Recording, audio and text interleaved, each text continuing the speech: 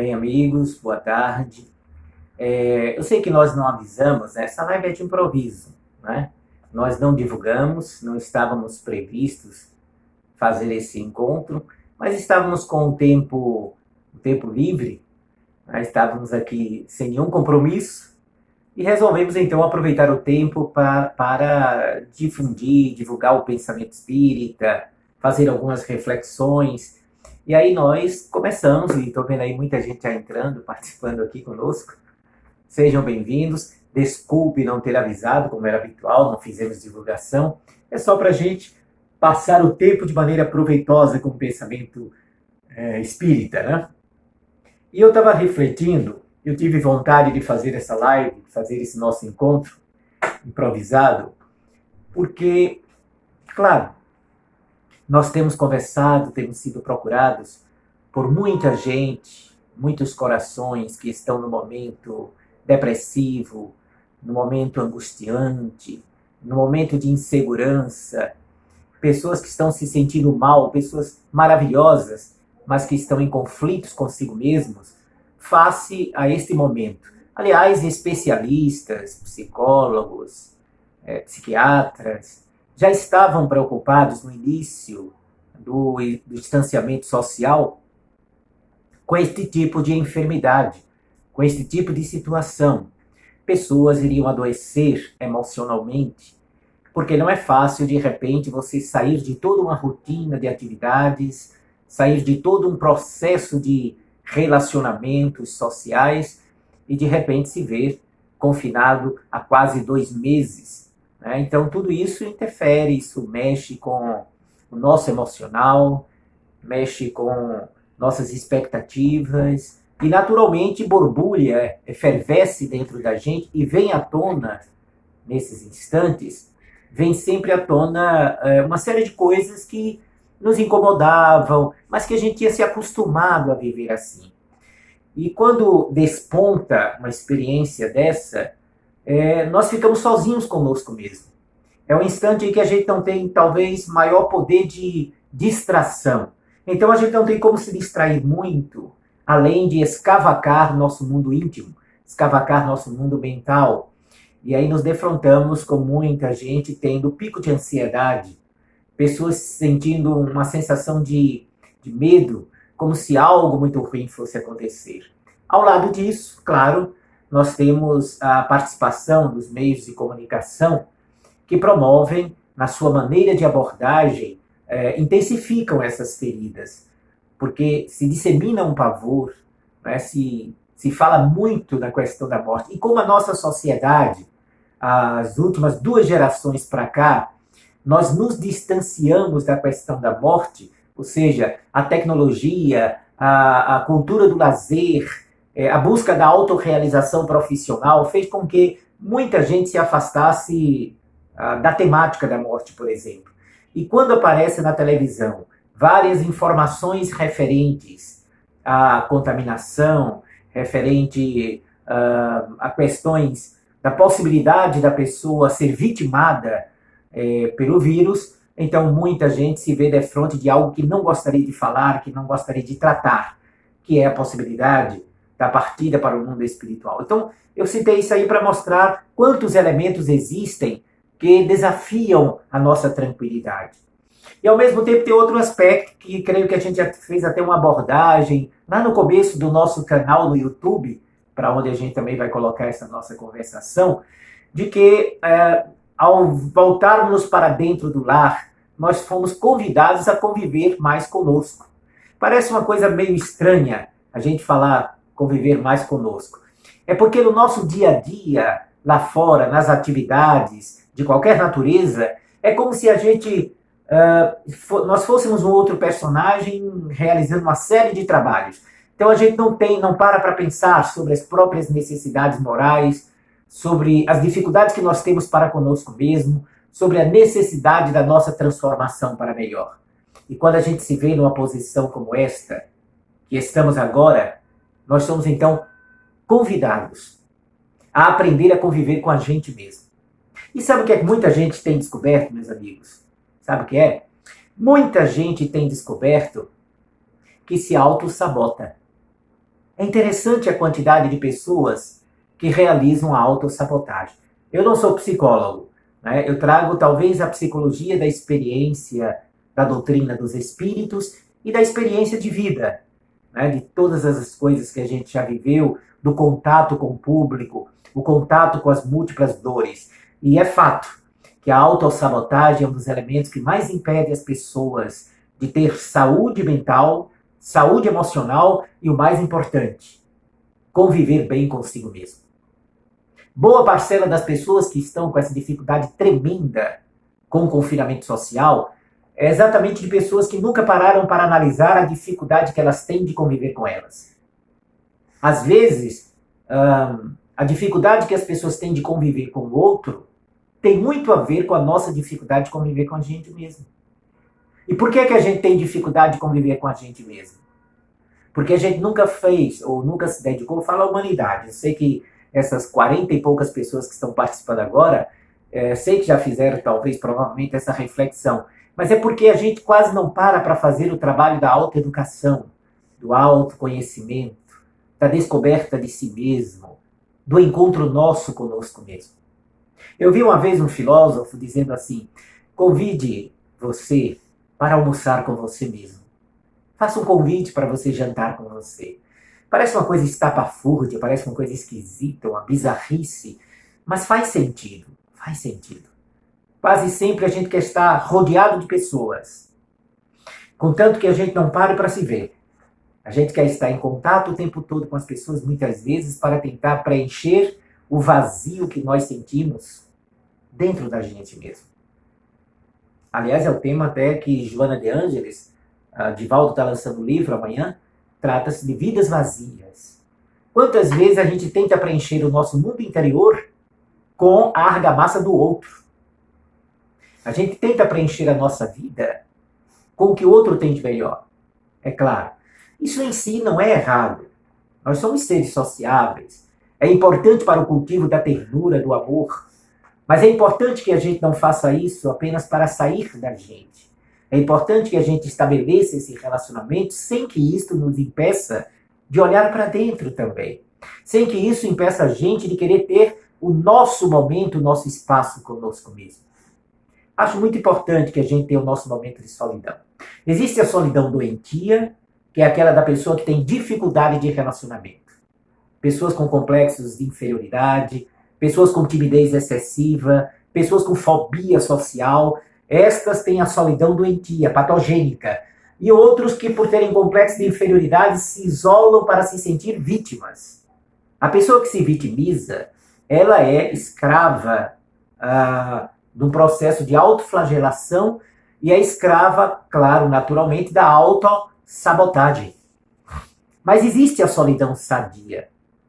A solidão sadia é aquela que é proporcionada pelos instantes que nós oferecemos a nós mesmos de reflexão. O contato nosso conosco, ampliando a sensibilidade. Ampliar a sensibilidade para ver a vida de uma forma mais rica, mais bela, mais profunda. Os espíritos amigos, e nesses 40 anos que eu completo esse ano de atividade espírita, é o que eu mais tenho, o que eles têm mais procurado nos ensinar, e eu tenho tentado aprender particularmente, é a ciência e a arte de conviver bem comigo mesmo, pelo autoconhecimento. Não é um alimento do egocentrismo. É um autoconhecimento para que, convivendo harmoniosamente comigo, eu aprenda a viver mais harmoniosamente com o outro. Sem usar o outro na tentativa de preencher o vazio que eu tenho. Quando eu tenho esse vazio, quando eu não encontro em mim a perfectibilidade que eu gostaria de encontrar, o que é que eu faço? Eu passo a ser mais exigente com o outro, porque eu quero encontrar nas pessoas, seja um amigo, seja um namorado, seja namorada, noivo, esposa, filho, o que for. A gente tenta encontrar neles, muitas vezes, a perfeição que a gente não consegue identificar na gente. E aí passamos a cobrar das pessoas atitudes que correspondam ao nosso anseio, que correspondam ao nosso desejo. E isto cria dificuldades, e muitas. E muitas vezes, quando as pessoas não correspondem ao que nós desejamos, a gente sabota. o tesouro da nossa amizade. A gente se isola, a gente foge, a gente culpa o outro, e isso é uma maneira de autossabotagem.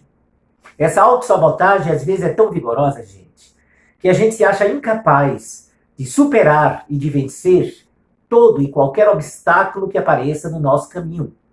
A gente fica tão frágil, nós ficamos tão vulneráveis diante desses aspectos da nossa vida que a gente acha que precisa o tempo inteiro de alguém que trace as nossas diretrizes, que diga para onde a gente deva ir, até onde a gente deve chegar. Jesus foi tão extraordinário que para mim foi exatamente um dos mais fantásticos motivadores da ciência do viver. Jesus foi mestre na arte motivacional. O tempo inteiro, sendo ele o espírito mais perfeito que a Terra conheceu, ele estimulava exatamente nas pessoas o poder da autonomia. Este é o verdadeiro sábio espiritual. O sábio espiritual não é aquele que tem necessidade de prender os seus discípulos a si. O verdadeiro sábio espiritual é aquele que estimula no discípulo a criação de suas próprias asas para que o discípulo voe. E o discípulo só vai criar asas e voar quando ele tem autoconfiança. É a autoconfiança que faz com que a gente acredite que a gente pode superar toda e qualquer dificuldade da nossa vida. Que não existem problemas maiores do que o nosso potencial. Todo o evangelho é uma apoteose de informações nesse sentido. Nós somos muito mais poderosos do que qualquer obstáculo ou espinho da nossa frente. Os recursos que nós somos detentores, o potencial que nós trazemos na construção da nossa felicidade, precisa ainda ser redescoberto ou descoberto. E a gente vai ficar perplexo ao verificar que lá na Boa Nova, lá no Evangelho, Jesus tratava exatamente dessas possibilidades. Quando ele dizia, olha, o reino de Deus está dentro de vós. Ou quando ele afirmava que o que eu faço, você pode fazer também. E muito mais ainda. Ou quando ele diz que vós sois o sal da terra e a luz do mundo. É uma maneira completamente diferente. O enfoque para como normalmente as pessoas se veem. Jesus falava para todo ser humano. Porque todo ser humano é constituído de uma natureza transcendental e divina.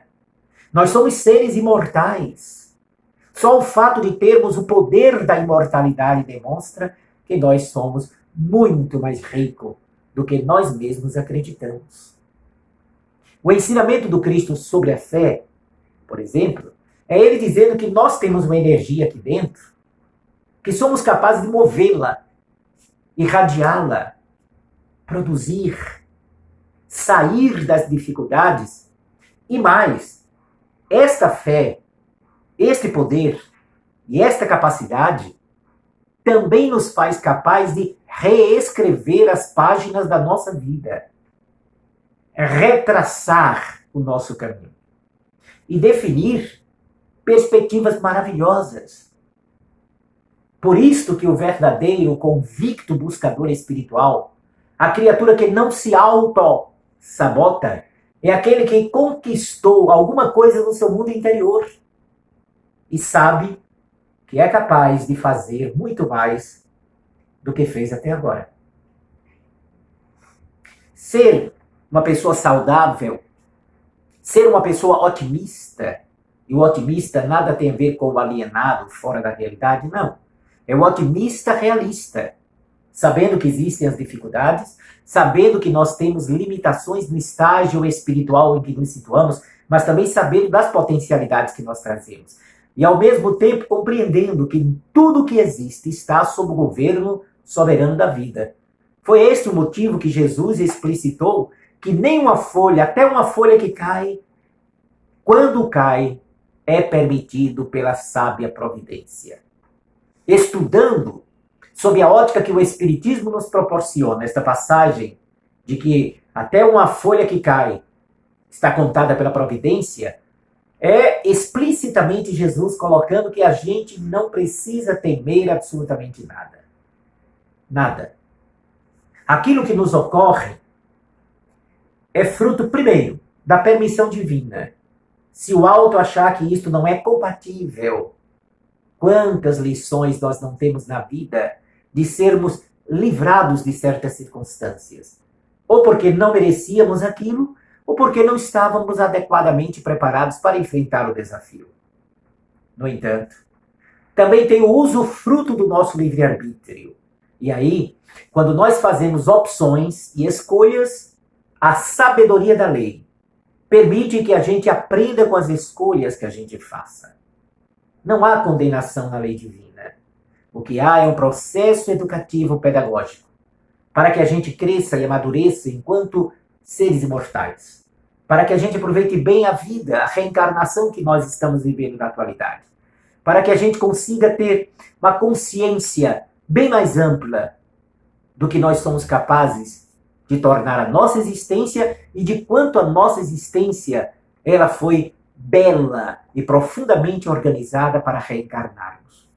Veja como a gente esquece que nós viemos do mundo espiritual.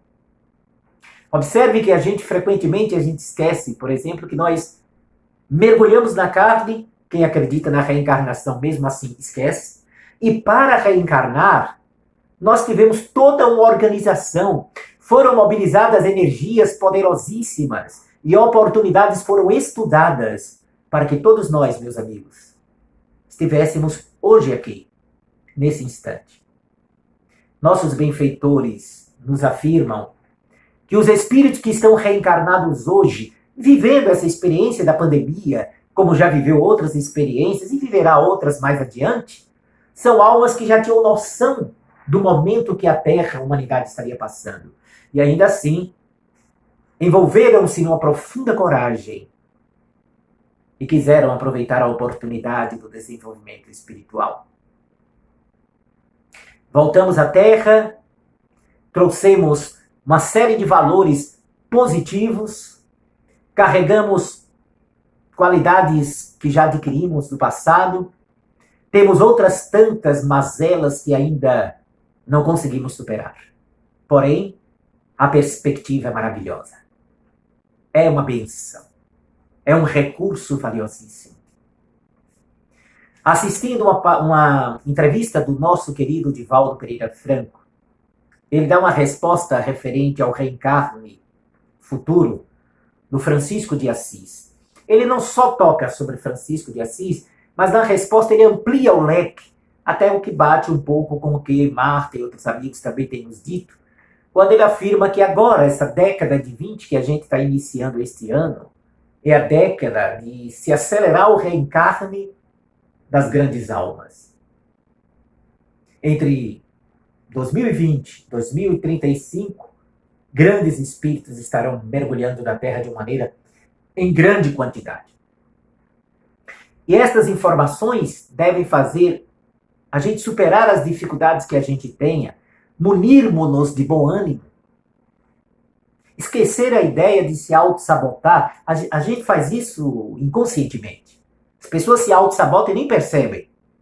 E como é que a gente pode fazer se a gente não percebe para combater a auto-sabotagem? Construir uma mentalidade otimista. Mas uma mentalidade otimista construída a partir de fatos, conhecimento, determinação e coragem. Fatos. Que fatos são esses? Eu citei já alguns aqui. Temos motivo, a Terra vai se tornar um mundo melhor. Está caminhando nesta direção. Fato também, grandes almas têm reencarnado desde o ano 2000 particularmente, se acelerando a partir de agora, o reencarne em grande volume de almas mais maduras e avançadas. Conhecimento, essas informações, mais o conhecimento dos valores espirituais, a mensagem do Evangelho na ótica do Espírito e Verdade que nós temos na nossa doutrina. Munirmos de coragem. Coragem. Coragem é agir com coração, com entusiasmo, com alma. A palavra entusiasmo vem do grego clássico e expressa, significando possuído pelo divino, tomado pelo que é sagrado. A pessoa entusiasmada está movimentada, está impulsionada por tudo aquilo que é divino, por tudo aquilo que é luminoso, por tudo aquilo que é belo. Se a gente construir, aí vem o quarto item, que é determinar-se. Se a gente se determinar com coragem a construir este reino de beleza, este olhar mais profundo sobre a vida, mais espiritualizado, com certeza, meus amigos, não nos sabotaremos mais. Com certeza, nós seremos pessoas mais seguras e transmitiremos isto para as pessoas que convivem conosco, transmitiremos para aqueles que fazem parte do nosso núcleo de relacionamento, mas também as outras pessoas da humanidade. Porque nós formaremos quem vive dessa maneira, quem procura cultivar esse entusiasmo, quem procura se auto-amar, que está dentro deste auto-amor, de combater a autossabotagem. Quem se auto-sabota não se ama. Porque quem se auto-sabota está bloqueando o poder de ser feliz, o poder de progredir. Então, o auto-amor que Jesus também se referia, ama o teu próximo como a ti mesmo, ele é fundamental nesta trajetória, nessa construção da criatura mais segura. Da pessoa que, com certeza, vai saber lidar bem com todos os desafios da existência, com todas as dificuldades próprias que todos nós enfrentamos enquanto estamos na Terra, nessa trajetória bendita. Se nós observarmos desde o início desta nossa reencarnação até os dias de hoje, olha quantos tesouros de amizade, quanto esse confinamento social nos levou a sentir saudades de coisas que nós não valorizávamos antes. Ou se valorizávamos, não era nem tanto. Nos acostumávamos às coisas. E quando aquilo nos falta, nós passamos a observar determinadas criaturas que a gente nem dava muita atenção, nós passamos a lembrar de gestos delas, de a maneira que elas sorriem, a forma que elas falam, o carinho com que elas nos tratam. E até o defeito. Até o defeito, quando o nosso olhar é belo, até o defeito é amenizado e a gente incorpora aquele olhar sobre o outro de uma maneira tão construtiva. Passando a ver o defeito do outro como sendo um direito que o outro tem no estágio em que se situa de ser como é. Como eu quero ter o direito de ser respeitado, querido, amado, como eu sou, com as características positivas ou negativas daquilo que eu possuo. Então, é dessa maneira que hoje eu estava sentindo uma vontade de conversar sobre isso com vocês. Embora não programado, mais uma vez eu peço desculpas às pessoas, mas aí já tem um pessoal aqui, 81 pessoas já participando aqui diretamente, e a vocês que estão entrando agora.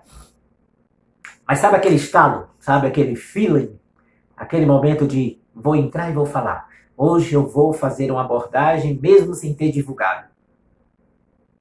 Não sei se essa minha vontade, claro, além de ser uma reflexão que toca diretamente a mim, talvez muitos de vocês que estão aí gostariam de ter refletido sobre isso, ou estava pensando sobre isso. Ou se não estava pensando, de repente o que nós estamos falando pode estar tocando a reflexão de muitos de vocês que estão aqui.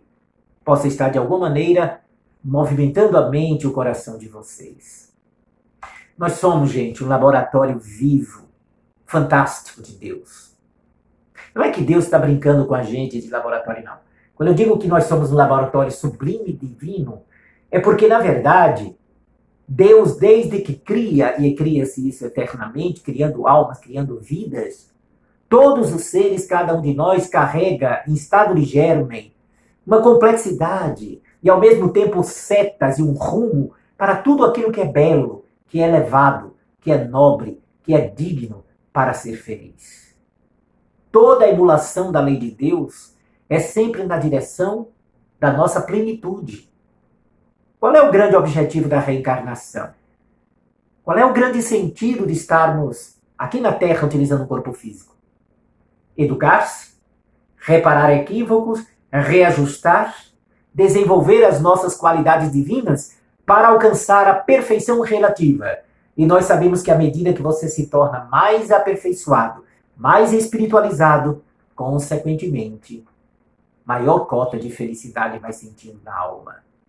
Porque vamos nos tornando pessoas mais sensíveis. Ser mais sensível, no sentido que nos referimos espiritualmente, não é ser aquela pessoa que chora por qualquer motivo, que se entristece por qualquer razão. Há pessoas que confundem a nossa fragilidade com o fato de ser mais sensível. Não é exatamente isso a que estou me referindo. A maior sensibilidade está dentro do conceito da lei de progresso para as almas. À medida que o espírito se acende e se ilumina, ele se torna mais sensível a todos os recursos da natureza, à vontade divina, harmonizando-se de maneira muito espontânea para com a lei sagrada da existência. É a alma cuja consciência mais se aproxima da vontade de Deus. Foi isso que Jesus disse naquela sua passagem. Eu e o Pai somos um. Que aí foi interpretado por alguém, filósofo da igreja, como ele dizendo que ele era Deus. Não, ele estava dizendo que a vontade de Deus ele captava, porque a mente de Jesus, a sua sensibilidade, a sua consciência pura, estava numa relação mais íntima com a vontade da mente divina. Que vai acontecer conosco também. À medida que a gente se espiritualiza, a gente se aproxima de Deus. Quanto mais eu abro cancha e espaço dentro de mim à grandeza do amor, mais próximo de Deus eu me sentirei. O contrário também é verdadeiro. Se eu cultivo mais ódio, mágoa, pessimismo, referências negativas, tudo aquilo que é negativo, tudo aquilo que produz sombra, nos desconecta do divino, nos desconecta daquilo que é a nossa natureza, nos afasta do Pai, da força criadora. E é por isso que nós nos sentimos tão frágeis, tão fracos, tão empobrecidos quando nós estamos tomados o coração de mágoa, de ressentimento ou de ódio.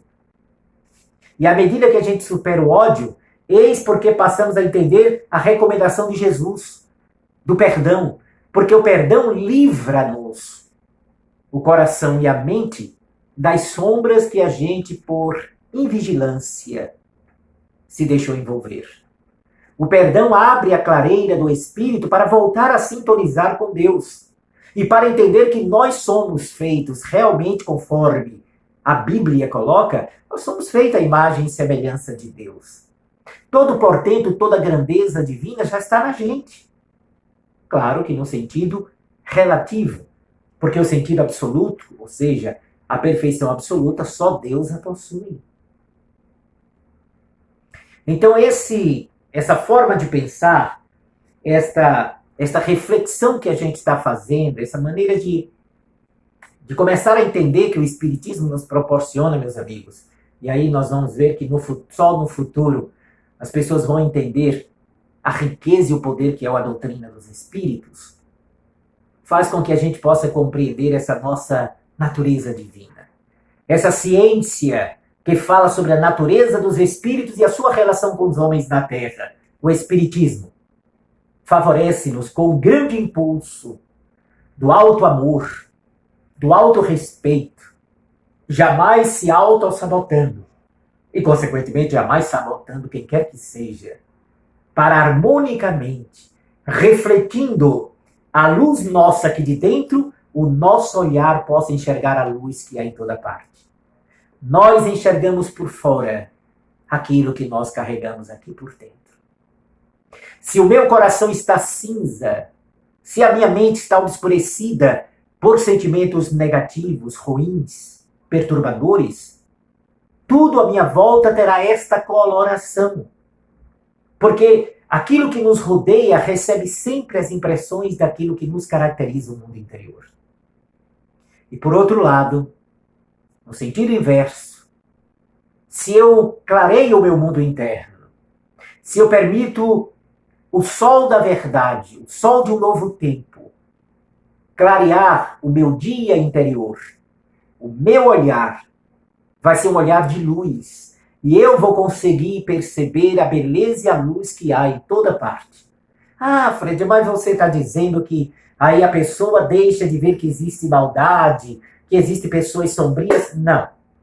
O fato de você se acender e ver a riqueza que há em tudo não quer dizer que você deixe de compreender que existem aquilo que nós chamamos de o mal, que na verdade é uma distonia nossa ou de qualquer outra pessoa perante o equilíbrio da lei de Deus.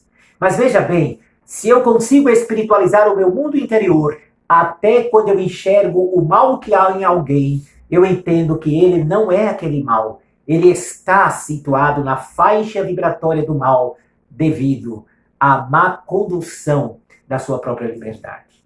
Mas que ele, na essência, é constituído dos mesmos valores que eu trago em mim. Que aquele que está no equívoco, ele é possuidor da mesma divindade que me caracteriza a vida. E isso implica uma experiência de profunda indulgência, de profunda capacidade de empatia, para que a gente passe não mais, conforme a live de ontem de Marta, não mais julgar as pessoas, mas auxiliar as pessoas. Nem que seja, mas a pessoa não quer me ouvir ou não me conhece, mas o nosso silêncio também ensina. O silêncio também ajuda.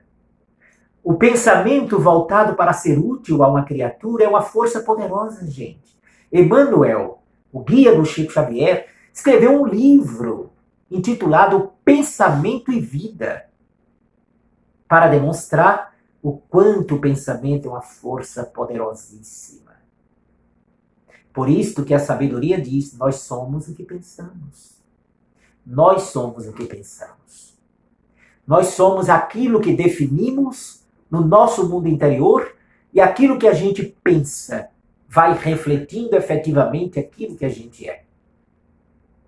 É na cela solitária da nossa casa mental que a gente se define perante a vida, o estágio que nós nos encontramos.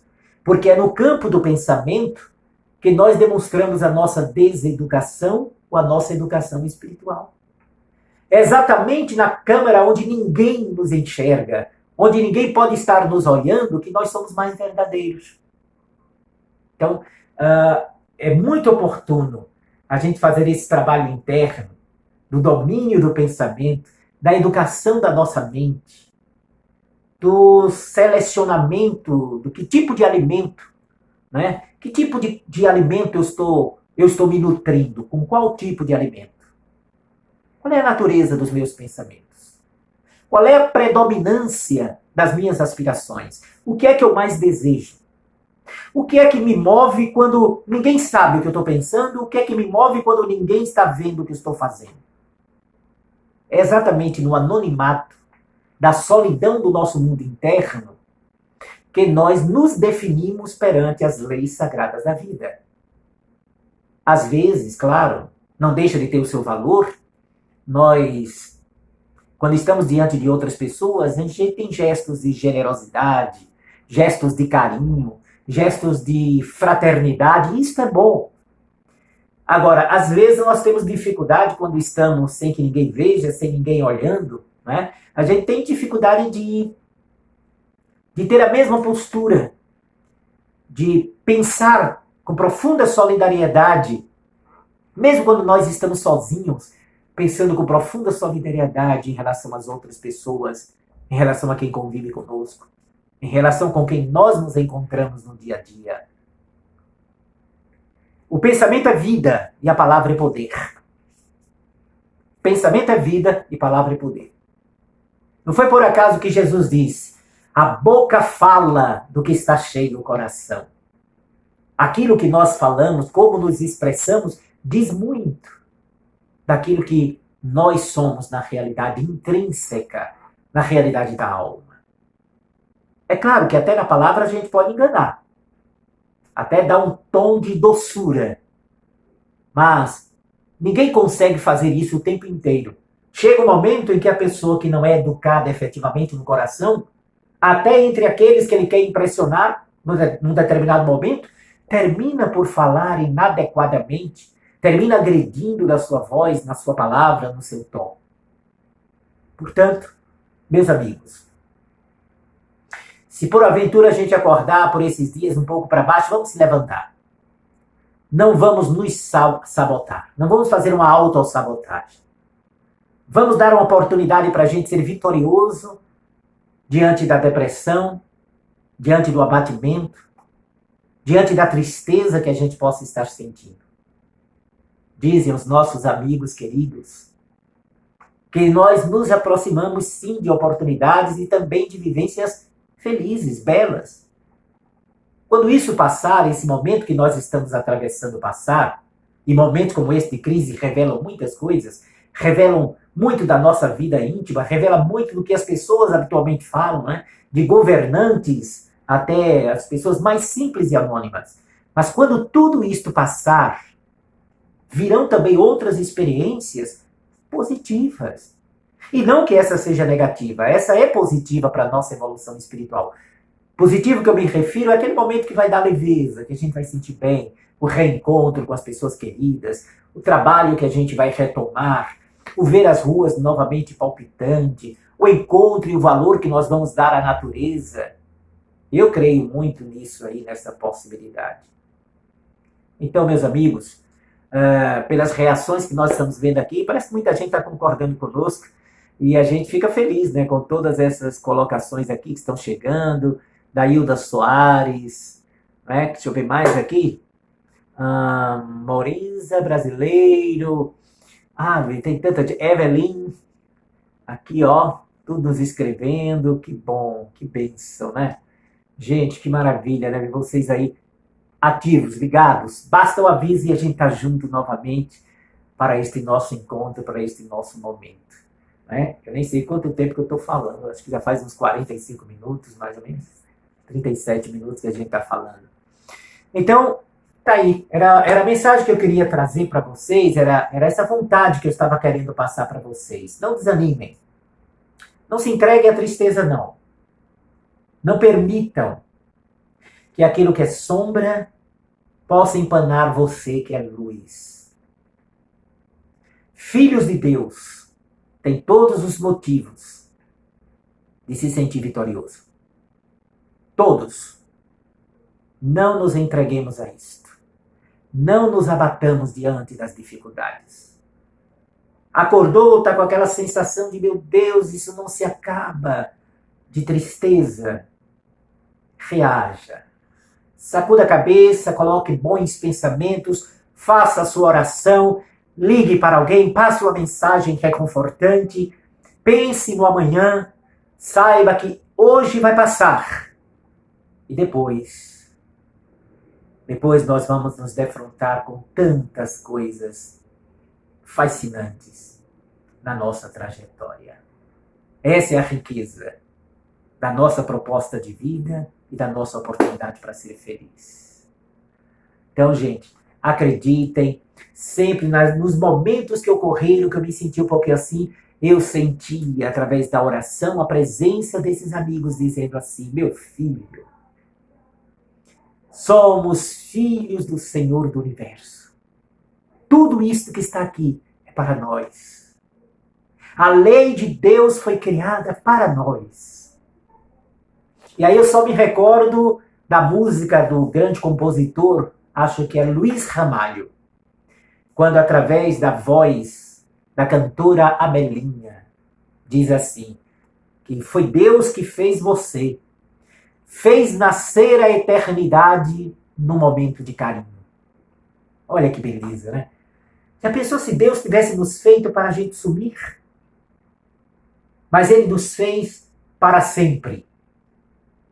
Saltando de degrau em degrau, de nível em nível, vamos progredindo e nos tornando mais leves. A cada reencarnação, a cada autossuperação é como se a gente estivesse tirando uma casca, semelhante à cebola, que você parte, não é? Formado por várias cascas. A gente vai tirando aquelas cascas e a gente vai ficando mais leve. A gente vai ficando mais belo. A gente vai ficando mais poderoso. Porque mais cheio de amor. Porque mais cheio de vida. E vida em abundância. Será que a gente já parou para pensar nisso, nessa frase de Jesus? Vinde a mim, porque eu tenho para te dar vida e vida em abundância. O que é que significa vida em abundância? Algo abundante é algo cheio, é algo intenso, é algo que quase não se acaba. Então, ir ao Cristo não é ir geograficamente, é ir vibratoriamente, é se encher de plenitude, é retirar cascas pesadas. E quanto mais leve a gente fica, acreditem, mais abundância de vida nós sentiremos. Portanto, positivo, sempre aguardando o melhor. Acredite, não estamos sozinhos. Mãos luminosas estão cotidianamente nos amparando. Mentes sublimadas no bem, costumeiramente irradiando seus pensamentos para nossa mente. E corações amorosos nos acolhendo na acústica de suas almas, como se eles fossem a estribaria e nós fôssemos o menino Luiz que nasceu na palha humilde. Deus abençoe a vocês. Tenham paz no coração, alegria na alma, fé e convicção e a certeza dos dias melhores que se aproximam. Um beijo para vocês. Fiquem em paz. Obrigado pela participação. Que Deus nos abençoe.